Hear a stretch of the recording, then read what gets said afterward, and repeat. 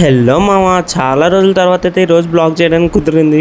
మా ఫ్రెండ్స్ అయితే చాలా రోజుల నుండి టెంపుల్కి వెళ్దాం అని అంటున్నారు. అయితే అన్నవరం టెంపుల్కి వెళ్దాం రండిరా అని చెప్పేసి తీసుకొచ్చాను.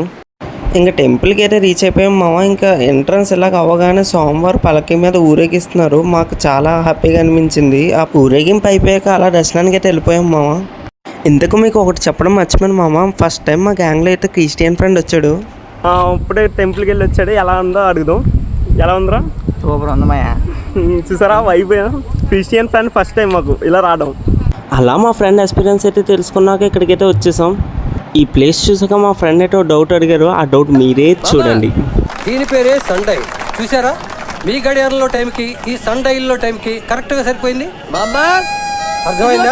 అబ్బాయి అసలు ఇదేంటో సరిగా చెప్పు. ఎండను బట్టి టైం తెలిపేది. మరి మబ్బేసినప్పుడు తూర్పు తిరిగి దండం పెట్టు. నువ్వేసి అడ్డమైన ప్రశ్నలకు నేను సమాధానం చెప్పకపోతే పోరా.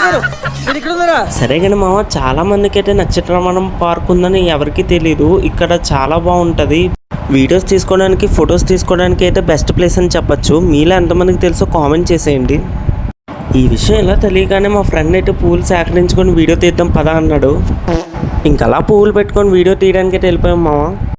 ఇంక వీళ్ళు వీడియోస్ స్టార్ట్ చేస్తారు మామ. నాకు ఏం చేయాలో తెలియక ఒకటే ఫీలింగ్ గుర్తు వచ్చింది. 9 అయింది. 9:30 అయ్యింది, ఇంకా రాడేర్రా వాడు. ఫైనల్లీ చివరి వీడియో అయితే కంప్లీట్ చేసుకొని మా ఓడైతే వచ్చాడు. ఇంకా నాకే ఈ పిచ్చి ఉంది అనుకున్నాను. ఈ లోకంలో చాలా మందికి ఉందని తెలిసాక చాలా రియలైజ్ అయ్యాను. ఇంకా అన్నీ ముగించుకొని అన్నప్రసాదాల దగ్గరికి అయితే వచ్చేసాం. ఇంకా అలా భోజనం చేసేసి ఇంకా అలా కొంచెంసేపు అయితే కూర్చొని ఇంకా పంపా నదికి అయితే వచ్చేసాం.